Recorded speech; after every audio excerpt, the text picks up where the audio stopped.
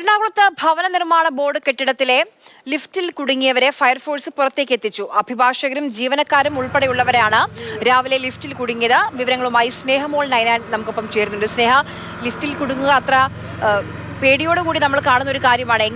എങ്ങനെയായിരുന്നു രക്ഷാപ്രവർത്തനം? എത്ര മണിക്കൂർ അല്ലെങ്കിൽ എത്ര സമയം അതിനുള്ളിൽ കുടുങ്ങിപ്പോയി? ആര്യ, ഈ ലിഫ്റ്റിൽ കുടുങ്ങുന്ന സംഭവം അടുത്തിടെ നമ്മൾ കാണുന്നതാണ്. നമ്മൾ ഏറെ കേൾക്കുന്ന കാര്യമാണ്. ഇതിപ്പോ ഇന്ന് രാവിലെ 10:45 കൂടിയാണ് ഈ സംഭവം ഉണ്ടാകുന്നത്. അതായത് പത്തലി നഗറിൽ ഹൗസിംഗ് ബോർഡ് ബിൽഡിംഗിലാണ് ജീവനക്കാർ ലിഫ്റ്റിൽ അകപ്പെട്ടു പോയത്. അതിനെ തുടർന്ന് ലിഫ്റ്റിന്റെ കീ ഉപയോഗിച്ച് ലിഫ്റ്റ് തുറക്കാൻ ഏറെ നേരം ശ്രമം നടത്തിയിരുന്നു. പക്ഷേ ആ ശ്രമമൊക്കെ വിഫലമാകുന്ന സ്ഥിതിയായിരുന്നു. തുടർന്ന് ഫയർ ആൻഡ് റെസ്ക്യൂ സർവീസ് എത്തി. ഉടൻ തന്നെ രക്ഷാപ്രവർത്തനം ആരംഭിച്ചു.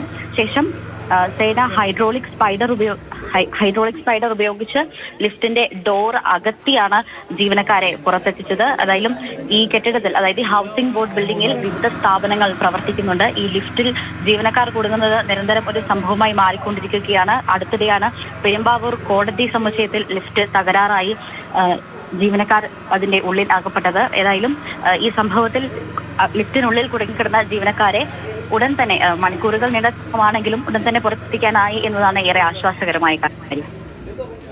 ശരി.